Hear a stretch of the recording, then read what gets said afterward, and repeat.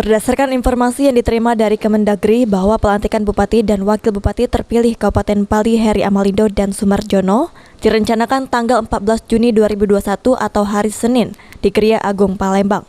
Saat ini KPU Pali masih menunggu kepastian pelaksanaan pelantikan.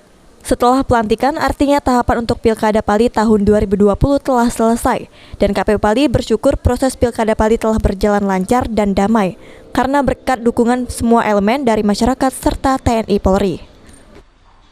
Terkait dengan pelantikan Bupati dan Wakil Bupati terpilih, untuk saat ini informasi yang kami dapat itu akan dilaksanakan dalam waktu dekat ini, di mana informasi ini saya dapat langsung dari Kemendagri, Dirjen Otoda, bahwasanya pelantikan ini akan dilaksanakan kalau tidak ada halangan itu tanggal 14 hari Senin bulan Juni ini.